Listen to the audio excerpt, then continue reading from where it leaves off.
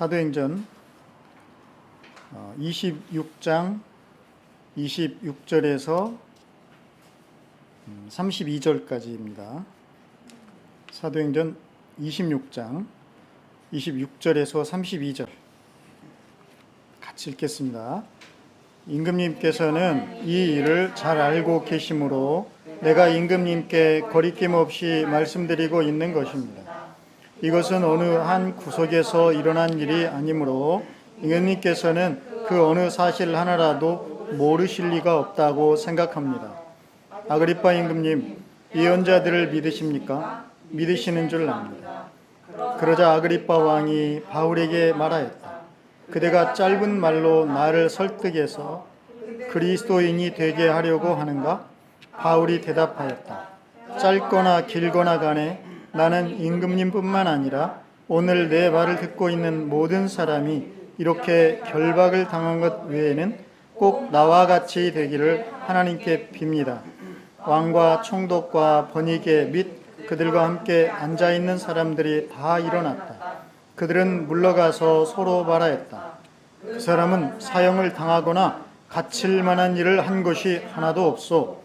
그때 아그리빠 왕이 베스도에게 말하였다. 그 사람이 황제에게 상소하지 않았으면 석방될 수 있었을 것이요. 아멘. 네, 사도행전 26장은 바울이 자기 자신의 결백을 변호하는 그런 장입니다. 그 중에서 이제 끝부분이죠. 지난 시간에 그 바울이 변호를 막 마치는데 누구죠? 총독이 갑자기 튀어나와가지고 큰 소리를 쳤습니다. 네, 너무 큰 소리였기 때문에 다 기억하죠. 뭐라고 했었습니까? 별로 기억하고 싶지 않은 모양이거든요. 왜냐하면 미쳤다고 했기 때문에 그 대놓고 사람 면전에 이런 소리 하면은 그거 하는 사람이 미친 거죠. 네. 그래서 바울이 그런 수모를 당했지만 바울은 뭐 우리가 본 건 아니지만 눈 하나 깜짝하지 않고 나는 미친 것이 아닙니다. 미친 것이 아니라 정신이 올바르다고 말을 하고 그리고 참말을 하고 있습니다. 거짓말이 아니라 참말을 하고 있습니다. 네, 그러면서 이제 이어지는 거예요. 오늘 말씀이. 그 이어지는 내용입니다. 그러면서 이제 총독이 아니라 누구와 대화를 하고 있습니까? 오늘은 아그리빠 왕이죠. 이 아그리빠가 누군지 여러분 혹시 기억이 나시는지 모르겠어요. 네. 저는 아그리빠 그러면 고등학교 때 제가 화실에 좀 이렇게 다니면서 그림 공부를 한 적이 있는데 그 석고상이 생각이 나요. 무엇보다. 근데 그 아그리빠가 아니더군요. 네. 아그리빠라는 이름이 그때 당시 뭐 그렇게 흔한 이름이었던가 봐요. 그랬습니다. 그래서 어쨌든 이 아그리빠 임금님, 아그리빠 임금님과 이제 대화하는 걸로 오늘 나옵니다. 근데 아그리빠가 바울의 말을 듣고 28절에 보니까 이런 말을 합니다. 그대가 짧은 말로 나를 설득해서 그리스도인이 되게 하려고 하는가? 이랬습니다. 당연하죠. 그러자고 지금 바울이 말을 한 건데 물론 바울이 노골적으로 그리스도인이 되라고 한 것은 아무리 봐도 없습니다. 근데 이 사람 도둑이 제발 제리듯이 그러면 이 사람은 지금 뭐예요? 그리스도인은 아닌 거죠. 자기가 아니라는 것을 지금 드러내고 있는 겁니다. 그러니까 바울의 어떤 말에서 뭔가 찔린 거예요. 이거 나더러 그리스도인이 되라는 말인데 이거는 바울의 어떤 부분이 자기에게는 복음으로 와 닿은 거죠. 좋은 거잖아요. 그죠? 참 이런 거 좋습니다, 여러분. 그러니까 그리스도라는 그 말을 직접적으로 하지 않았는데도 불구하고 상대방에게 이렇게 자연스럽게 그것도 법정은 아니지만 이제 사실 엄중한 자리입니다. 황제 법정에 가기 위한 그 예비 단계 성격의 그런 그 신문 자리잖아요. 그것도 뭐 일반 그 아무나 이렇게 들어간 것이 아니라 아주 그 주요 인사들이 모여 있는 그런 자리잖아요. 총독과 뭐 아그리파 왕이라든가 그다음에 아주 고위 장교들 그런 자리에서 지금 바울이 자기를 변호를 해야 되는, 그래서 한마디라도 허튼 말을 하면 그게 다 꼬투리가 되고 빌미가 될 수도 있는 그런 자리입니다. 그런 자리에서 막 노골적으로 여러분 예수 믿으세요 이렇게 말한다는 건 상상하기가 어렵잖아요. 그렇지만 결국 우리들은 그리스도인들은 예수 그리스도를 드러내는 삶, 증인의 삶을 사는 것이다라고 우리가 배웠잖아요. 그럼 도대체 바울은 이런 엄중한 자리에서 그리스도를 모르는 사람들에게 과연 그리스도를 어떻게 드러내는가, 이런 거를 우리가 볼 수도 있는 거죠. 그죠? 네. 굉장히 바울은 수준이 높습니다. 우리가 사실 수준이 높은 사람들이에요. 왜냐하면 예수 그리스도가 수준이 높은 분이셔요.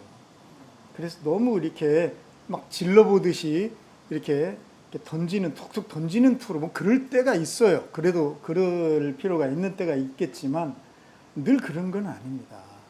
왜냐하면 결국 우리를 아는 사람 대부분 그런 우리의 생활권 내에서 이 복음을 전해야 된다면 너무 속이 보이잖아요. 그러죠? 그래서 바울은 그런 엄중한 자리에서 정말 어떻게 보면 논리 있게 쭉 이야기를 전개하는 과정을 통해서 예수 그리스도를 아주 자연스럽게 드러내고 있는 것을 우리가 볼 수가 있다는 거예요. 이제 그런 부분들을 우리가 좀 찾아내고 우리도 우리들의 삶 속에서 예수 그리스도를 우리들의 지금 내게 주어진 그런 그 수준과 뭐 어떤 환경과 이런 처지에서 그리스도를 드러낸 삶을 우리는 사는 거예요. 결국은 네, 그겁니다. 자, 그래서 이제 바울이 네가 짧은 말로 짧은 말 그리스도인이 되게 하려고 하는가 이렇게 아그리파 왕이 바울의 이야기를 쭉 듣고 반발 비슷하게 한 거예요. 근데 저는 이걸 읽으면서 이게 반발이라기보다는 마치 어린아이가 뭔가 잘못하다가 확 들켜가지고 이렇게 깜짝 놀라는 그런 느낌을 제가 받았어요. 아니면 이게 어떤 경계에서 이렇게 해야 되는데 그러면 안 되는데 하면서도 이렇게 하기가 힘든 어떤 경계에 선 어떤 인간의 엉거주춤한 그런 모습, 이 말에서 이제 그런 인간의 모습, 잘못하고 확 걸린 것 같은, 또는 어떤 경계에 서서 뭔가 좀 결정을 내려야 되는데 어떻게 해야 되나 고민하는 그런 복잡한 인간의 마음, 이런 것이 저는 좀 읽히는 것 같았어요. 여기서. 왜냐하면 바울의 이야기, 바울의 그 정말 거역할 수 없는 그런 복음을 이렇게 그냥 던져보는 말투가 아니라 그가 평생을 살아온 삶을 토대로 해서 굉장히 무겁게 아주 당당하고도 힘 있으면서도 생명력 있는 그런 말씀이 지금 전해진 거잖아요. 그랬을 때 인간이, 그러니까 결국 예수 그리스도라는 그 빛이 바울의 온 삶과 그의 그 말을 통해서 이렇게 증거되었을 때 과연 인간은 어떤 반응을 보일 수 있는가? 그 베스토 총독은 확 튀어버렸죠. 그러니까 얘는 많이 설익은 거 얘라고 해서 죄송한데 그런 건가요?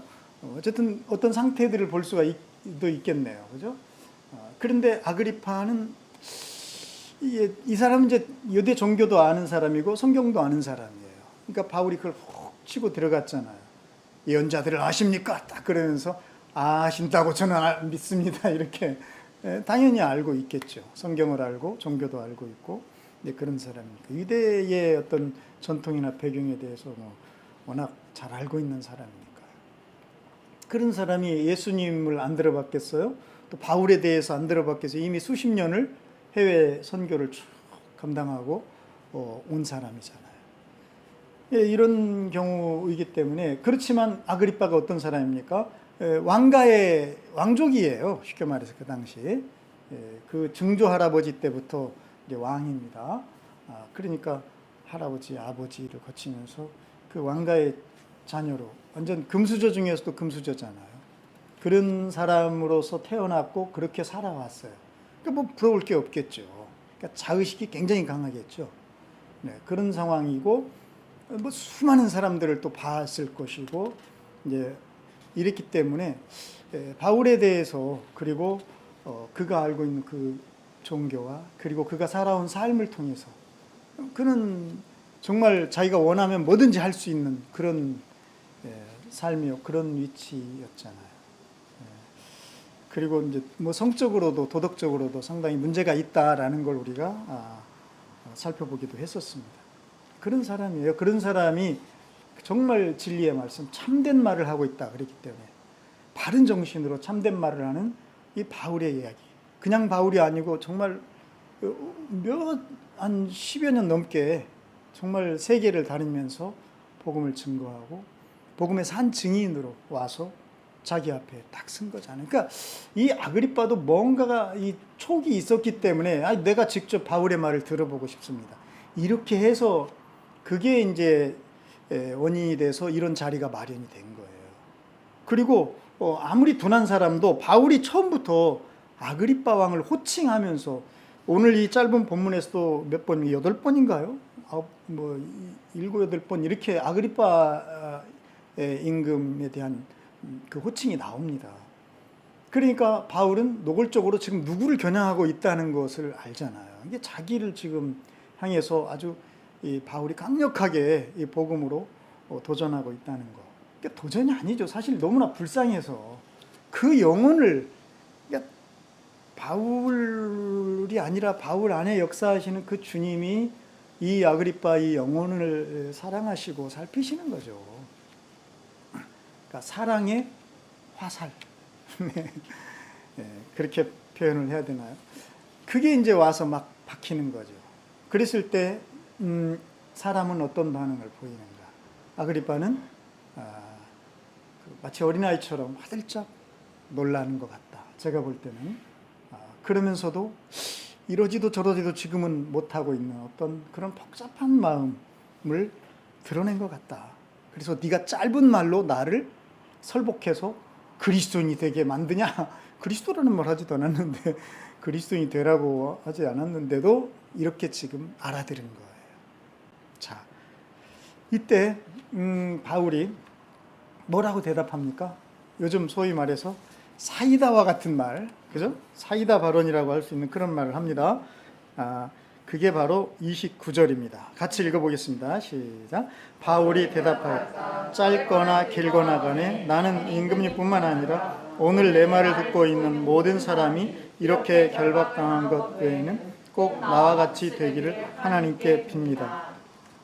저는 누가가 이 현장에서 함께 있으면서 바울의 말을 이렇게 녹취하듯이 아니 속기하듯이 이렇게 받아 적었나? 모르겠습니다. 그것은. 어쨌든 바울이 이렇게 그대로 얘기했는지 우리는 잘 모르죠. 하지만 어쨌든 바울이 이렇게 얘기한 것이라고 성경은 우리에게 전해줍니다. 그렇다면 바울은 정말 굉장히 그 센스 있게 그러면서 자기가 꼭 해야 될 말들을 너무 잘 하고 있구나라는 것을 느끼게 됩니다. 어느 부분이 여러분은 그렇게 느껴집니까?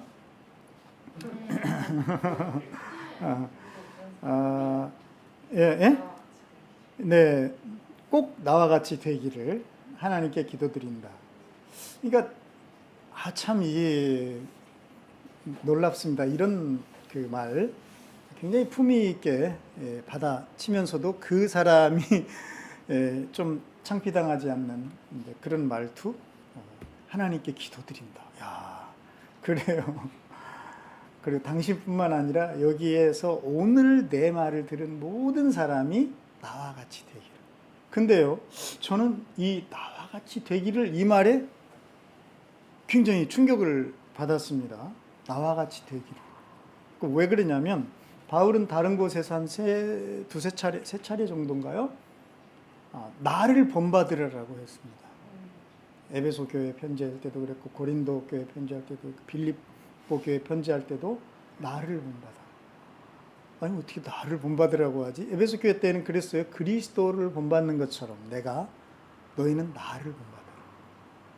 그러니까 그리스도에게 그 본받음을 행하는 것처럼 나에게도 그렇게 본받아라 이렇게 바울은 얘기할 정도의 사람. 그런 어디서 이런 자부심 이런 게 나올까? 그것은 결국 내가 그렇게 살고 있다 이런 건가? 그래서 바울은 이렇게 말한 건가? 여러분도 꼭 나와 같은 사람이 되기를 하나님께 기도드립니다.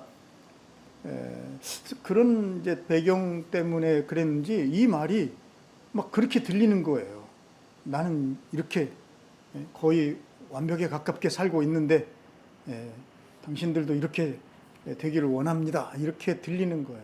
근데 여러분 문맥을 잘 보면 이게 그런 말은 아닌 것 같습니다. 다행이죠. 혹시 여러분 그리스도를 본받아 그런 책 들어봤습니까? 기독교 명저 뭐라고 해야 되나요? 고전 중에서 아주 그 명작? 네. 그 중에 이제 한 책이 그리스도를 본받아라고 알려져 있습니다.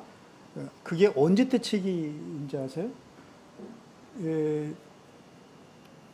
조선 왕조의 초기 1300년 아마 500년 전이죠. 지금부터 그때 정도의 토마스 아켐피스라는 분에 의해서 쓰여진 책입니다. 토마스에 의해 쓰여진 책이에요. 네. 근데 그 책을 저도 이제 봤었는데 그 책을 보면 정말 고개가 절로 숙여집니다. 그리스도를 본받아 제목 그대로 정말 우리가 예수 그리스도를 본받아서 살아야 되는. 근데 그거는 그냥 본받으라가 아니라 자기가 그렇게 그리스도를 본받는 삶을 사는 것을 얘기해 주는 것 같은 그런 책이에요. 그러고 보니까 실제로 그분은 그런 삶을 살았다고 하죠. 자, 이 정도는 살아야 여러분도 다 나와 같은 사람이 되기를 원합니다라고 복음을 전할 때 얘기할 수 있지 않을까 이런 생각이 든 거예요. 어떻습니까, 여러분? 여러분이 나가서 예수 그리스도를 전할 때 당신은 나와 같은 사람이 되기를 원합니다. 이렇게 아주 당당하게 얘기할 수 있는 그런 사람들입니까? 네. 얼굴이 굉장히 두꺼운 편인가요? 그런 건 아니겠죠. 네. 그래서 이렇게 꼭 자기가 어떻게 보면은 그리스도인으로서 완벽에 가깝게 살아내야만 그렇게 말할 수 있는 것인가? 그러면 바울이나 아켐피스 이런 사람들은 그렇게 할지 몰라도 과연 누가 이렇게 복음을 전할까? 왜냐하면 우리는 어떨 때 보면은 정말 내가 왜 사나 이런 마음이 들 때도 없지 않아? 없지 않아? 없어요? 네, 없습니다. 없는 사람도 있고, 네, 그리고 정말 후회스럽고 이랬으면 좋았을 텐데, 내가 또 그리스도인으로서 이렇게 잘못했구나 이런 마음 들 때도 있었을 텐데, 그런데 어떻게 바울은 이렇게 얘기할 수 있을까? 이제 그런 생각을 해보게 됩니다. 그래서 자기 자신을 자꾸 돌아보게 되죠. 자기 자신을. 근데 그건 나쁜 건 아니에요. 그 공자님께서도 하루에 3번은 자기를 반성하라고 그랬잖아요. 자기를 돌아봐야 된다. 그거는 좋은 자세입니다. 자, 그런데 자기를 돌아보는 것까지는 좋은데, 그죠? 자기에게 너무 빠져 있는 건 잘못된 거죠. 자기를 돌아볼 때 무엇으로 자기를 돌아보는가, 이게 중요하겠죠. 그죠? 무엇으로 돌아봐야 되겠어요? 살아계신 주님의 말씀입니다. 그러니까 저는 내가 목사로서 누구에게나 여러분도 다 나처럼 되기를 원합니다. 가난한 거 빼고는, 뭐 이렇게 얘기할 수는 있겠죠. 그죠? 여기서는 결박된 거 빼고는 이렇게 얘기했으니까요. 그랬을 때 그 나처럼 되기를 원한다라는 그 나는 어떤 모습인가? 한번 우리가 생각해 볼 필요가 있죠. 그 나가 정말 풍성하고 그 나가 정말 누군가에게 이렇게 소개해주고 싶고 드러내주고 싶은 그 나여야 되잖아요. 그래야만 이걸 아주 기쁘게 얘기할 수 있지 않겠어요? 이런 나 같은 사람이 되기를 원해요. 당신도 얘기할 수 있어요. 하물며 바울은 지금 감옥에 갇혀 있습니다. 그럼에도 불구하고 이렇게 얘기할 수 있다는 것. 그러면 그는 그 나와 같이 되기를 원합니다의 그 나에 얼마나 자부심을 느끼고 행복해하는 삶을 살고 있느냐는 거죠. 이 부분을 우리가 한번 생각을 해봐야 된다는 거예요. 그리고 동시에 그러면 우리는 그런 나가 있는가? 나는 지금 그런 나로 살고 있는가? 바울이 그렇다고 불행이 없는 건 아니잖아요. 굉장히 불행한 거잖아요. 일반인의 눈으로 볼 때는. 그럼에도 불구하고 나와 같이 되기를 하나님께 빕니다. 이건 그러니까 한번 그냥 툭 던져보는 얘기가 아니죠. 하나님을 지금 끌어들인 거니까요. 그렇다면 이건 굉장히 진지하게 하는 얘기인 거예요. 여러분이 진짜 나처럼 되기를 원한다는 거잖아요. 그랬을 때 그 나는 뭐냐는 거죠. 바울이 가지고 있는 그 나. 참. 그런데 아까 제가 얘기했듯이 바울은 이미 나를 본받으라라고 했기 때문에 혹시 그런 나였나? 스스로 보기에 내가 그리스도를 본받는 것처럼 나를 본받으라. 그러면 그는 이미 예수 그리스도의 그런 어떤 온전함을 이룬 그리스도인으로서 막 쉽게 말해서 기도도 많이 하고 말씀도 많이 보고 전도도 막 많이 하고 막 이런 우리가 보기에 정말 경건하게 사는 그런 사람이기 때문에 이런 말을 거리낌 없이 하는 것인가? 그럼 대체 우리는 이런 말을 언제쯤 할 수 있을까?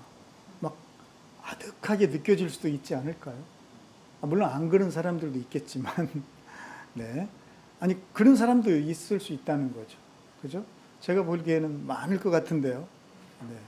왜냐하면, 목사인 저로서도 사실 일상생활을 볼 때, 그래, 교회 생활이라든가 어떤 그냥 목회에만 집중해서 보면은 별로 안 그럴 수도 있어요. 얼마든지 어떤 부분은 가릴 수 있고 어떤 부분은 그냥 무시하고 살 수 있으니까요. 또 드러내지 않으면 되니까요. 하지만 목사라도 일상이 있잖아요. 삶이 있잖아요. 가족이 있고 관계가 있잖아요. 그것도 아주 그 밀접한 그런 관계 속에 살아가잖아요. 그거는 목사가 아닌가요? 그 목사라는 것은 어느 꼭 목회 일에만 한정되어 있는 건가요? 물론 직분으로 직임으로는 그렇겠죠. 하지만 무엇을 하든지 그는 목사이지 않을까요? 무엇을 하든지 우리는 그리스도인으로서 이게 사는 거 아닌가요? 그랬을 때 정말 우리들의 그 일상, 그 깊은 속에서도 우리는 나와 같은 사람이 되기를 원한다라고 이야기할 수 있나요? 그래야 되는 거 아닌가요? 그런 건 제껴놓고 그냥 어떤 포장된 그런 나만 가지고 복음을 전한다고 하면서 이런 나와 같이 되십시오 이렇게 말한다는 건 절반의 복음 아닐까요? 그것이 정말 온전한 복음일까요? 저도 옛날에는 그것이 온전한 것인 줄 알았어요. 그게 절반이라고 생각을 안 했어요. 그리고 정말 어떤 부분은 일상을 막 무시하는 것처럼 그렇게 살아야 된다라고 느꼈던 적도 있었습니다. 그런데 전도는 짧고 인생은 길더라고요. 전도는 순간인데 인생은 긴 거예요. 계속 돼야 돼. 복음 전하는 그 순간 말고도 막 살아야 되는 거야. 이건 어떻게 할 거야, 이거는. 그래서 막 이게 자기가 복음을 전해놓고도 책임도 못 지고 막 이렇게 하면 안 될 것 같아, 이제. 그것이 오히려 원수의 먹잇거리가 되고 사탄에게 더 많은 조속거리, 비난거리를 만들어주는 거 아닌가, 이런 생각을 하게 됐어요. 그래서 애써서 쌓아 올린 어떤 그 복음의 그런 아름다운 그런 탑 혹은 그런 건물이 한순간에 와르르 무너져 내리기도 한다는 것을 저는 보아왔습니다.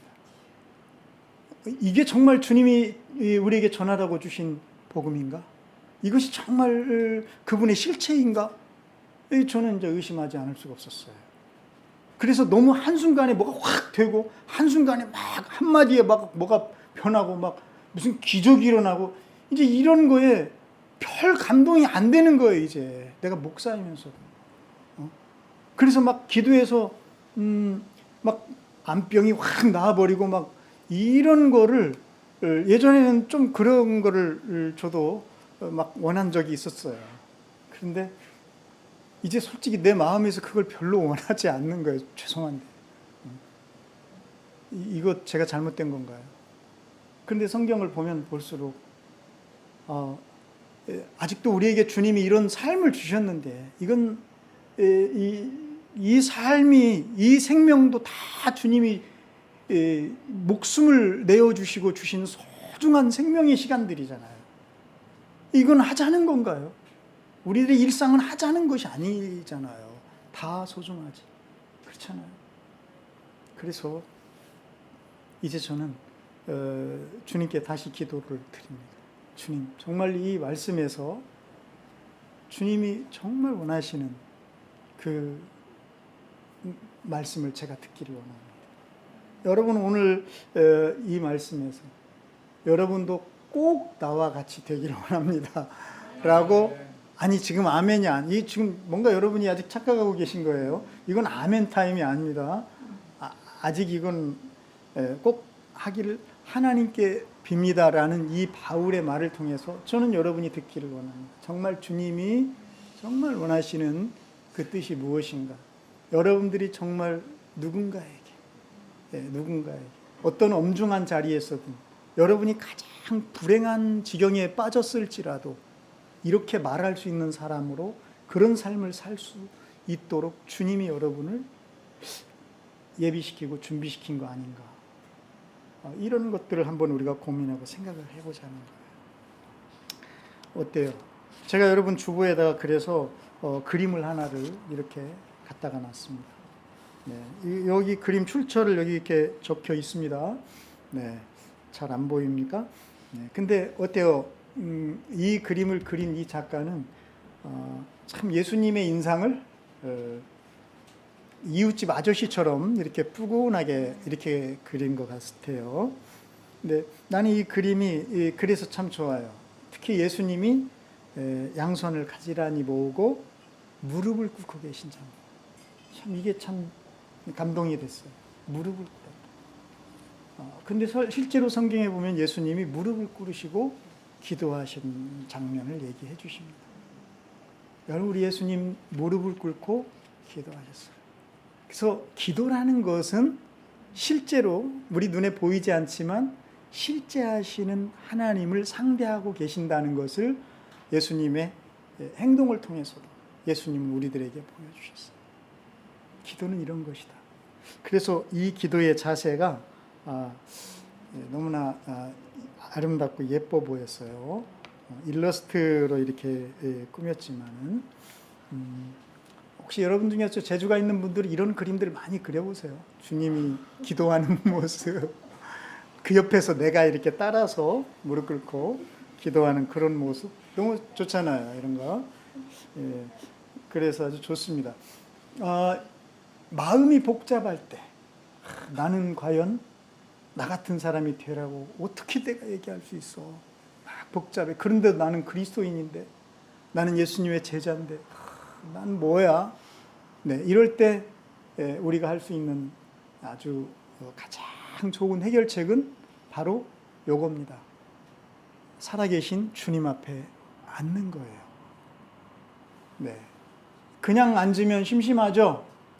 네. 예수님이니까 그냥 이렇게 앉으셨지만 우리들은 주님의 말씀을 가지고 앉으면 좋을 것 같아요. 그래서 저도 요한복음을 펼쳐봤습니다. 그리고 요한복음 17장에서 예수님의 기도를 제가 들었어요. 들었다는 표현을 저는 굳이 하고 싶습니다. 예수님의 기도. 제가 한번 그 예수님의 기도 중에 일부입니다. 네, 복잡한 여러분의 마음 같이 한번 들어봤으면 좋겠습니다. 아버지께서 내게 주신 영광을 나도 그들에게 주었습니다. 이는 내가 그들 안에 있고 아버지께서 내 안에 계시듯이 그들도 우리처럼 하나가 되어 함께하게 하려는 것입니다. 그들이 이 하나됨 속에서 성장해서 아버지께서 나를 보내셨다는 것을, 아버지께서 나를 사랑하신 것 같이 그들도 사랑하셨다는 것을 하나님을 모르는 세상에 증언하게 해 주십시오. 주님이 이렇게 기도하셨다. 나는 이 기도를 들으면서 깜짝 놀랐어요. 왜냐하면 아버지께서 나에게 주신, 예수님에게 주신, 하나님이 주신 그 영광을 나도 그들에게 주었습니다. 이 표현입니다. 그러니까 하나님의 영광을 예수님이 받으셨는데 그 영광을 누구에게 나눠주셨냐면 제자들에게 주셨다는 거예요. 그러니까 제자들, 예수님의 제자라고 하는 우리들은 그럼 뭐가 있는 겁니까? 예수님이 하나님께 받아서 주신 하나님의 영광이 있는 사람들이에요. 이런 존재였구나. 하나님의 영광이 있는 사람. 우리 한 사람 한 사람 예수님의 제자들에게는 하나님의 영광이 있다는 것을 예수님의 이 기도를 들으면서 나는 먼저 깨달았어요. 내 이 복잡한 마음에 마치 섬광처럼 이 영광이라는 단어가 확 파고 들어왔습니다. 아, 나는 하나님의 영광이 있는 사람이었구나. 나의 영광이 아니라, 인간의 영광이 아니라, 세상에서 우리가 추구하는 그 어떤 세상의 영광도 아니고 우리는 하나님 차원의, 아니 하나님 그분의, 하나님 차원의 영광이, 하나님 그분의 영광이 나에게 주어져 있다는 것. 이 사실이 굉장히 놀라웠어요. 내가 왜 이걸 잘 모르고 살았지? 예수님 이렇게 기도하셨네. 예수님의 기도에 이게 있었다는 건 이건 진짜라는 거잖아요. 예수님 이렇게 기도하셨구나. 하나님의 영광이 오늘 우리 가운데 여러분 안에 주어져 있다는 것입니다. 자, 그러면 이 영광은 도대체 무슨 일을 하는가요? 이는 내가 그들 안에 있고 아버지께서 내 안에 계시듯이 그들도 우리처럼 하나가 되어 함께 하게 하려는 것입니다. 하나님의 영광이 우리에게 이렇게 주어진 것은요, 야, 저 사람 굉장히 영빨 있어. 이런 소리 들으라고? 아, 저 사람 굉장히 영험해. 이런 말 들으라고? 아니라는 거예요. 하나님의 영광이 우리에게 주어진 이유는 무엇이었냐면 하나가 되게 하려고. 하나됨에 있었어요. 여기서 제가 또 충격을 받았어요.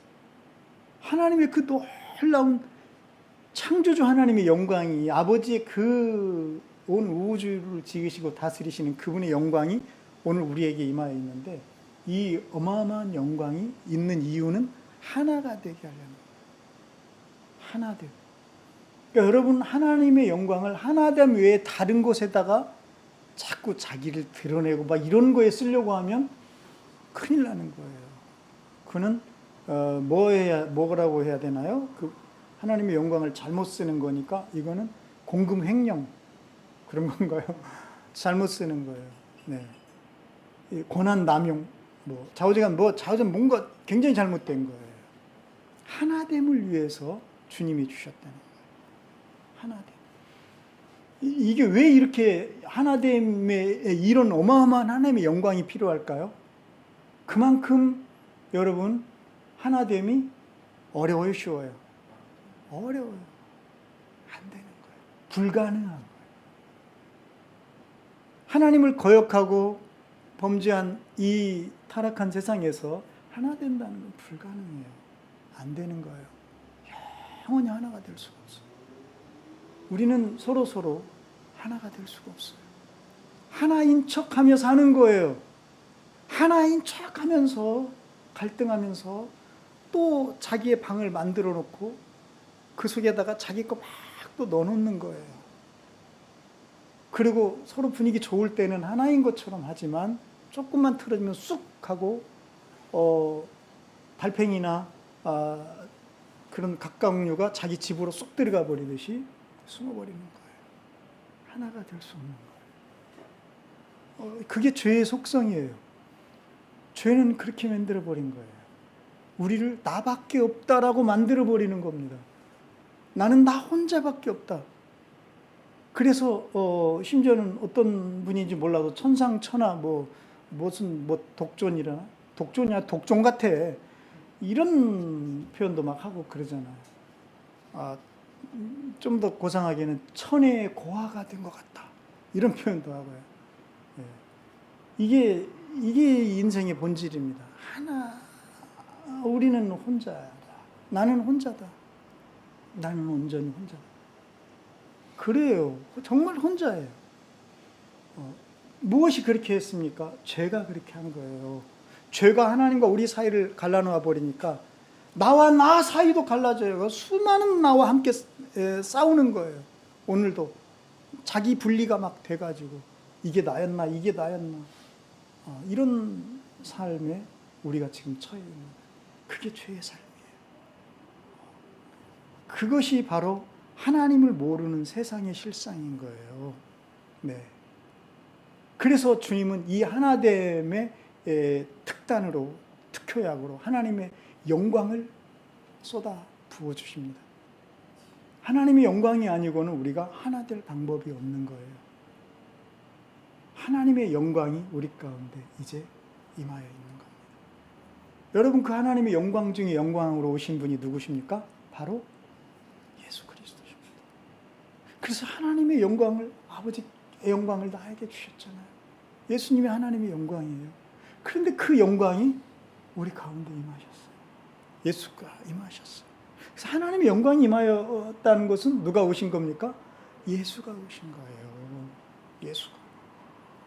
예수가 오셔서 예수님이 오셔서 이제 우리를 하나님의 영광을 알게 했고 하나님의 영광을 받은 자로 우리를 변화시키신 겁니다. 영광이 와버리신 거예요. 그리고 이 영광은 무슨 일을 하냐면 바로 하나가 되게 하는 거예요. 이제 비로소 하나가 되기 시작하는 거예요. 하나님과 하나가 되고 내가 나라는 존재, 온전한 내가 되는 거고 그리고 이제 이웃과 세상과 하나가 되게끔 만들어가는 이것이 바로 하나님의 영광의 일이었다는 것이에요. 이게 예수님의 기도 속에 이렇게 녹아져 있었습니다. 어마어마한 기도였죠. 큰일 날 뻔했죠. 이걸 몰랐으면. 네, 그래서 여러분이 살아계신 하나님 앞에 늘 이렇게 오늘 주보에서처럼 무릎 꿇고 앉아야 돼요. 그냥 앉지 말고 하나님 말씀을 펼쳐서 주님 말씀을 가지고 주님 앞에 나아갈 때 주님은 이렇게 우리를 깨우쳐 주십니다. 그러면서 주님은 이렇게 기도하십니다. 이게 메시지 성경 참 굉장히 잘 번역 같아요. 그들이 이 하나됨 속에서 성장해서 여러분 이 하나됨은 우리를 이제 어떻게 만드냐면 성장시킨다는 거예요. 근데 새 번역 성경은 온전하게 해서 이렇게 번역을 합니다. 온전, 그러니까 조금 모호하잖아요. 온전하게 하는 게 뭐야? 근데 성장하게 해서. 그러니까 여러분 하나됨이 아니고는 그리스도인은 성장할 수가 없게 되는 거예요. 이렇게 공동체가 중요한 거예요. 하나됨이 우리를 성장하게 만든다. 성숙하게 한다. 네. 그렇게 성장해서 아버지께서 나를 보내셨다는 것을 아버지께서 나를 사랑하신 것 같이 그들도 사랑하셨다는 것을 하나님을 모르는 세상에 증언하게 해 주십시오. 그러니까 우리가 이 세상에 증인의 삶을 살아간다는 것은 성숙해야만 가능한 거예요. 그렇죠? 그죠? 어린아이가 어떻게 이 세상에 하나님을 모르는 세상에 증인의 삶을 살아낼 수 있겠습니까? 그랬다가는 완전 밟혀버리겠죠. 근데 그 성숙을 누가 도와주냐? 바로 공동체가 이 하나님의 그냥 공동체가 아니에요. 하나님의 영광이 임한 그 공동체가 바로 성장하게 하고, 그 성장을 통해서 비로소 뭐를 할 수 있다? 세상에 증인의 삶을 살 수 있게 해달라고 주님이 그렇게 기도하셨어요. 그러니까 이 기도대로 우리가 해야 되는 거지. 이 기도대로 하지 않으면, 아니 나는 은사 받았어, 뭐 나는 능력이 많아 해가지고 가서 막 전하고, 이렇게가 아닌 거야. 그건 예수님의 기도가 그게 아닌 거예요. 그래서 예수님의 기도대로 우리가 이제 증인의 삶을 살아가는 것이다 라는 걸, 이제 제가 이제 이 주님의 기도를 듣고 나서 내 마음에 평안이 온 거예요. 이건 세상이 주는 평안이 아니야. 세상은 여전히 복잡해. 세상을 바라보면 여전히 심란하고 막 그래. 근데 이상하게 평안해. 그거는 하늘이 주는 평안, 하나님이 주는 그런 평안이라는 것을 제가 알았습니다. 그래서 여러분, 바울이 아까 사이다 발언을 했다고 그랬죠. 사이다 발언, 네가 짧은 말로 나를 설복해서 그리스도인이 되게 하려는도다. 여기에 대해서 사이다 발언, 그거 한번 읽어볼까요? 다시 한번 시작. 짧거나 길거나 간에 나는 임금님뿐만 아니라 오늘 내 말을 듣고 있는 모든 사람이 이렇게 결박당한 것 외에는 꼭 나와 같이 되기를 하나님께 빕니다. 이제 이 말씀이 다시 보이는 거예요. 그 예수님의 기도를 듣고 나니까 그 공동체, 하나님의 영광이 임한 공동체가 하나됨 속에서 나를 성장시켜 주는 거였구나. 그리고 그렇게 될 때 내가 비로소 온전히 증인의 삶을 살아낼 수가 있는 것이었구나 라고, 이제 그리스도 예수님의 우리 기도를 듣고 나니까 여기서 보니까 사실 바울의 이 시점은 뭐였습니까? 그가 이미 이제 전도 여행을 다 막 하고 왔잖아요. 그러니까 이미 그는 예수님의 그 증인의 삶을 살아본 거죠. 그죠? 그러니까 이제 그가 지금 자기를 신문하는 자리에서 얘기하는 이 얘기는 그냥 주님의 말씀을 들은 것을 앵무새처럼 하는 얘기가 아닌 거죠. 그죠? 그게 중요한 겁니다, 여러분. 이제 바울은 삶이 있는 거예요. 그래서 너무나 확신 있게 그리스도를 얘기할 수가 있는 거예요. 이 부분을 잘 봐야 됩니다. 그래서 여러분, 이 바울의 말을 다시 한번 이렇게 보면은, 꼭 나와 같이 되기를 하나님께 빕니다 라고 했는데, 이 나와 같이 되기를 비는 그 사람을 여기 보면은 누구라고 말하고 있냐면, 모든 사람이 그렇게 되기를 한다고 했잖아요. 근데 그냥 모든 사람이 아니에요. 잘 보면 오늘 내 말을 듣고 있는 모든 사람, 오늘 내 말을. 그러면 앞에 바울이 한 이야기, 즉 자기가 이제 그 증인의 삶을 경험하고 그리고 돌아와서 이제 예수 그리스도를 얘기를 신문의 자리에서 하는 그런 자리잖아요. 그 자리에서 지금 듣고 있는 바로 그 사람들을 향해서 하는 얘기다. 이게 왜 중요하냐면 이들에게 본받을라, 그러니까 나같이 되기를 원한다고 했을 때 그 나를 이제 얘기해 준 거니까 그렇습니다.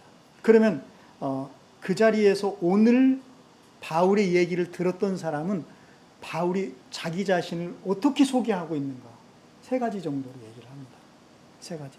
첫째는 박해자인 자기 자신을 소개했어요.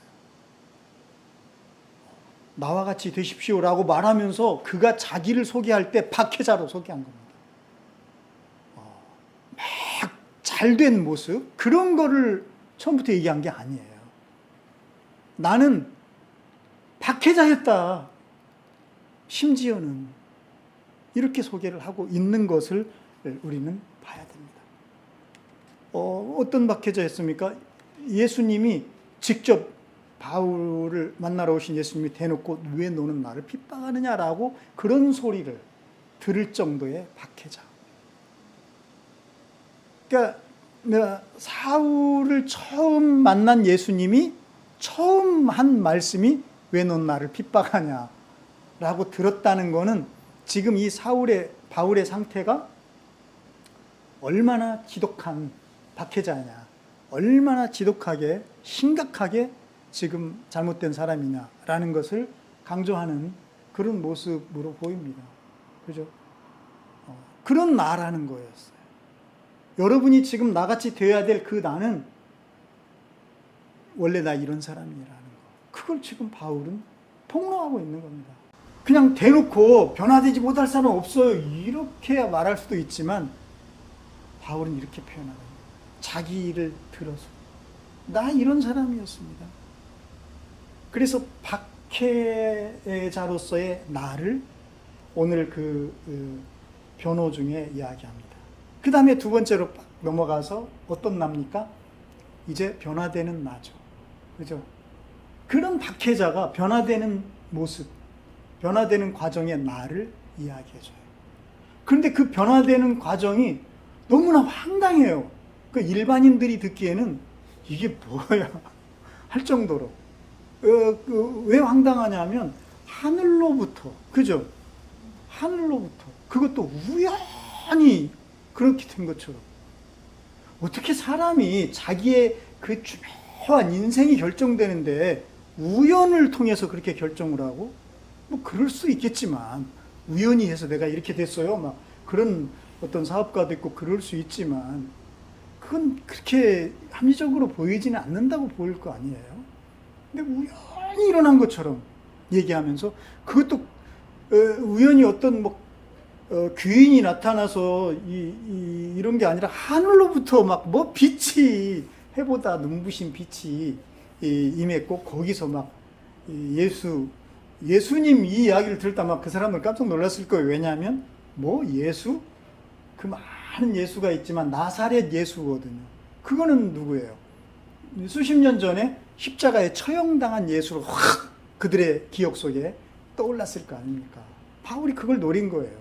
바로 그 예수가 나에게 나타났다는 거. 이거를 지금 바울은 이야기하고 있는 겁니다. 아니, 그 저주받아서 나무에 달려 죽은 그 예수가 너에게 나타나? 그것도 우연히 하늘로부터 무슨 눈부신 빛처럼. 아니, 그 죽은 그 사람이 나타나? 이게 뭐야? 막 이렇게 느낄 만큼 그 과정이 그래요. 그런 과정을 바울은 아주 너무나 당당하게 이야기를 하고 있습니다. 이 엄중한 자리에서. 그것도 다 그 사회의 엘리트 지도층이라고 할 수 있는 그런 사람들 앞에서 그 씨알머리도 안 먹힐 것 같은 이야기를 자기가 변화되는 과정으로 가지고 와서 얘기를 하는 거예요. 여러분, 이게 도대체 뭡니까? 어떻게 이럴 수가 있습니까? 혹시 여러분 요새 메타버스라는 그런 말 들어봤어요? 내가 왜 물어보니까 잘 모르는 사람들이 많던데, 사실 굉장히 유명한 말이 됐습니다. 메타버스는 메타라는 그 초월한 어떤 세계, 그런 뜻이라고 그래요. 메타버스. 그 메타버스의 한 중에 하나에 속하는 앱이 그 제페토라는 그 앱이 있다고 그래요.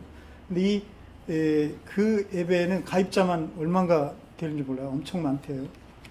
근데 거기에서는 그냥 단순히 이렇게 가상 게임하고 막 이런 것뿐만 아니라 실제 뭔가 현물도 거래하고 심지어는 부동산도 거래하고 막 할 정도로, 그러니까 하나의 어떤 세계가 돼버린 겁니다. 그러니까 지금 코로나 시대에서 어때요? 우리가 서로 대면 접촉하기 어렵잖아요. 그 메타버스 안에서는 이게 가능한 거예요. 다 가능한 거예요. 그래서 그 블랙핑크인가 하는 그 가수가 발표할 때는 몇 천만이 거기 모였다, 그런 말이 있더라고요. 조회인가 자세한 제가 잘 모르겠는데, 그건 그 안에서는 가능한 거예요. 근데 그게 실제 돈이 되고 막 이러고 있는 거예요. 그래서 이제 막 예전에 없던 직업들이 막 그 안에서도 막 생겨나고, 심지어는 그 외에 유명한 그 브랜드들 있잖아요. 배 막 그런 있잖아요. 그런 유명한 명품 브랜드들이 거기에서 옷이나 막 그런 가방이나 이런 걸 만들어서 거기서 팝니다. 근데 가격이 어떻겠어요? 몇천 원이면 사요. 그러니까 막 이제 막 그런 거 막 환호를 하는 거죠. 나이 뭐 막 이런 스포츠 그런 것도 그러고. 그러니까 하나의 어떤 그런 이제 그게 가상현실인데 그게 진짜 현실처럼 행세를 하게 돼버리는 이런 사회가 된 겁니다. 그거는 이제 어떤 흐름이에요. 이제 우리가 사실은 스마트폰이 이렇게 일반화될 줄 우리 세대는 아마 짐작도 못해요. 사실은 제가 청소년 때는 뭐 이게 뭐 스마트폰 말도 안 되죠. 근데 이게 왔어요. 그게 몇십 년 만에 된 겁니다.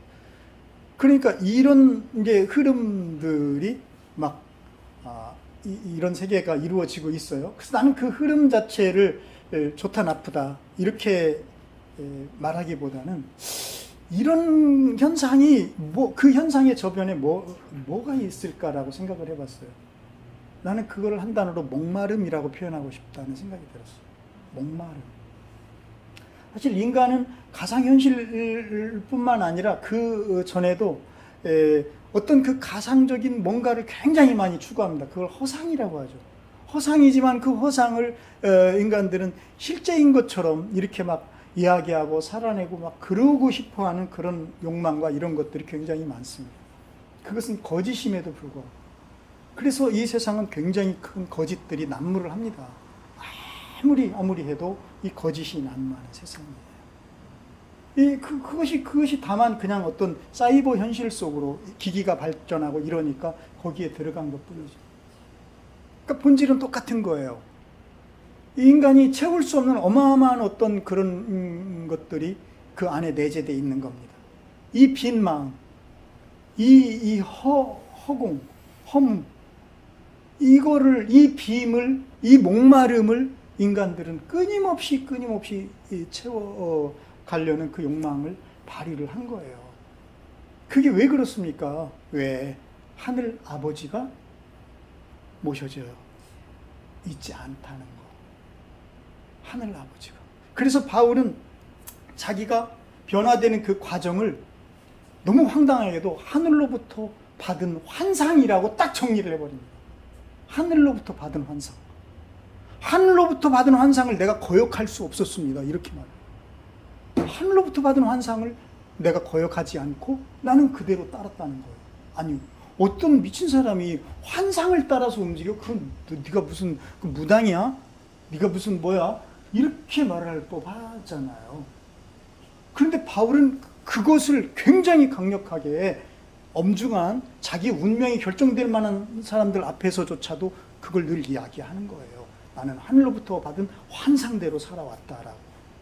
이렇게 내가 원래는 박해하는 사람이었는데 내가 이제는 이 환상대로 증인으로 살고 있다는 겁니다. 어떻게 그는 이렇게 얘기할 수 있습니까? 환상 그러면 우리가 아까 얘기한 것처럼 허상으로 생각하고 다 이렇게 생각하잖아요. 그거 알아요. 사람들도 이게 가상이라는 걸 알아요. 사이버가 가상이라는 걸 알아요.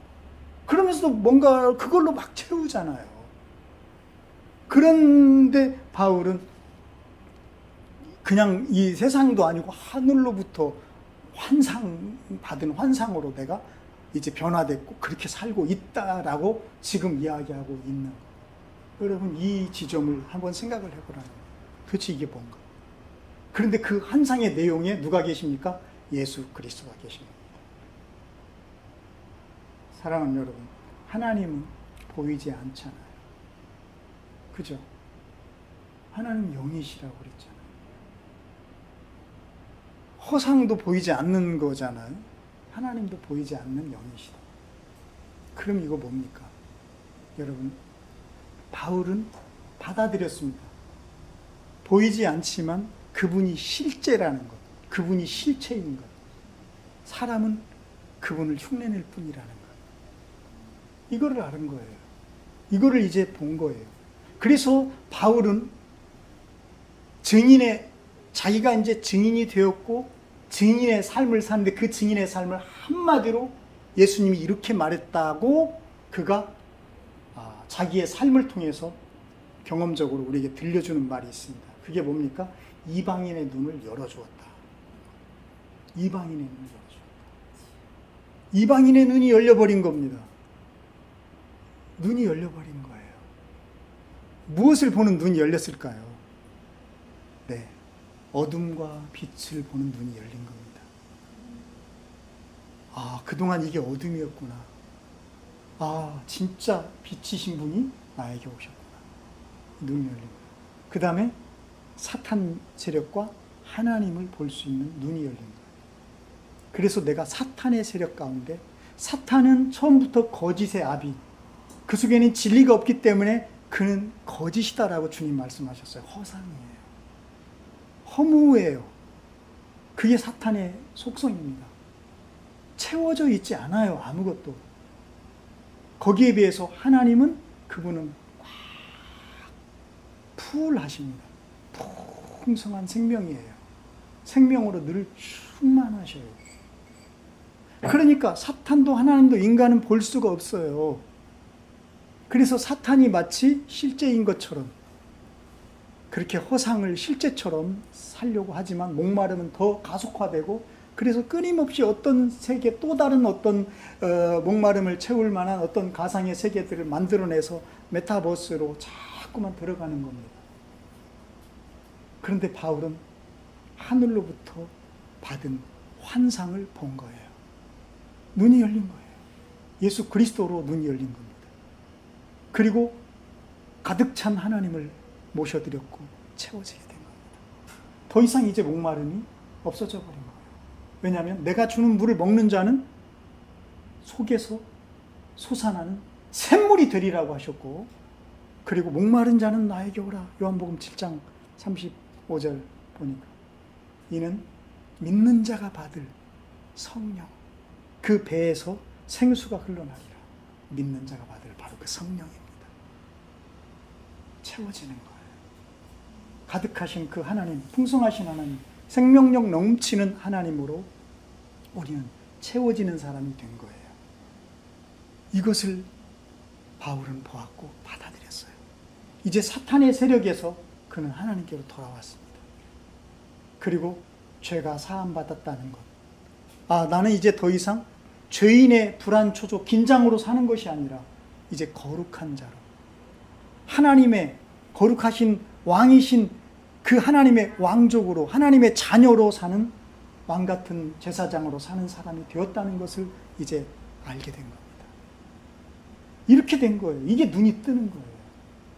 바울이 이제 그렇게 복음을 세상에 다니면서 전했고 자기가 경험했고, 그렇게 해서 정말로 수많은 하나님의 영광이 임하고, 그 영광으로 뭐가 생겼어요? 공동체가, 하나됨이 이루어져서 공동체가 생깁니다. 그리고 그 공동체들로부터 바울은 어마어마한 기도의 지원을 받는 거예요. 그죠? 그래서 비로소 이제 바울은 온전한 증인의 삶을 살아내게 된 것. 이것을 바울이 지금 이야기하고 있는 것입니다. 그래서 여러분이 이런 나와 같이 되기를 원한다고 했을 때는 바로 이러한 바울의 그 엄청난 하나님의 은혜의 삶이 숨겨져 있었다는 것을 오늘 우리가 발견하게 되는 것입니다. 자, 이제 말씀을 마치겠습니다. 사랑하는 여러분, 우리는 수많은 그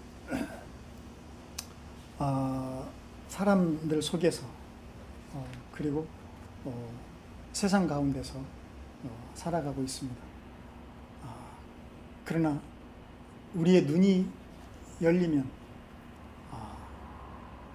보이지 않는 그 하나님의 실제하심, 그 하나님의 일하심, 역사하심, 바로 그 놀라운 세계, 그 하나님의 나라 가운데 또한 우리가 살아가고 있다는 것을 알게 된다는 거예요.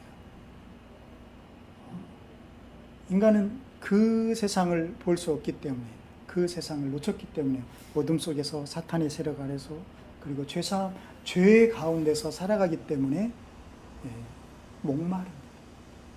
우리는 더 이상 목마른 자가 아니에요. 예수 그리스도를 받아들이면 하나님의 영광으로 오신 그분이 우리 가운데 받아들여지고, 우리가 예수 그리스도의 영광, 하나님의 영광으로 이제 빛나는 사람이 된다면 우리는 그분의 증인으로 살아가게 될 것입니다. 기도하겠습니다. 살아계신 하나님, 오늘 사람이 정말 왜 이렇게 허무한 것에 빠져 사는지, 왜 이렇게 목마른지, 보아도 족함이 없고 가져도 만족함이 없는지, 그것은